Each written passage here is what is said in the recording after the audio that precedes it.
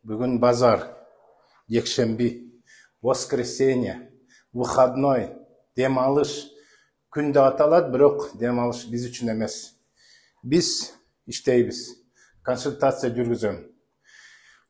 Бейтаптарды кабыл алам, мына ошого дайынданып атам. Тарагым сонун экен.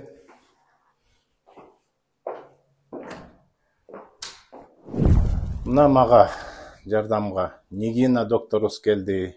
Бул доктор дерматолог, косметолог болуп иштейт. Жана эмне үчүн мындай докторлор жардам берет? Мындай докторлор руханий дагы түшүнгөн. Жана денени да баса белгилеп дарылаган биздин докторлор.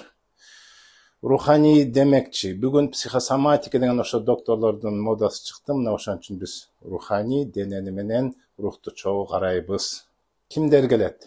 Ошо руханий органдар, андан тышкары денеси органдар, муктаж болсо биз терапевтке, невропатологко багыштап, алар менен чогуу консультация кылабыз.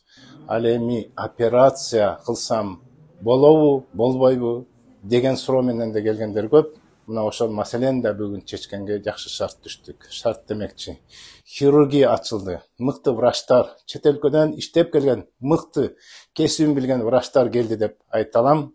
Биз ошо биздин врачтарга дагы жана бейтаптарга сону шарт түзүп бердик. Менин консультациям кымбатыраак. Ошого карабай мен мүмкүнчүлүгүм бул бир жумада бир мынакей ушу базар күндөрү ушинтип кабыл алынган мүмкүнчүлүктөр бар. Дагы да акча алат экендиги айтарым. Биздин акча түшкөн акчалар баары садакага кетет, муктаждарга кетет. Пайдаланып калгыла. Сыйкыр болуп атабы, жана руханий ооруп атасыңарбы, кыжалат болуп атасыңарбы, денеңер ооруп атабы, бардык бейтаптарга тиешелүү биздин кесипке ээ болгон терапевт, педиатр, уролог, психолог бар. Хирургдарды мынакей айтып кеттик. Мына ошолордун баарын бүгүн консультация берип, менден да артык бере турган жакшы кесибине ээ болгон биздин жакшы врачтар бар. Андыктан пайдалангыла. Ассаламу алейкум.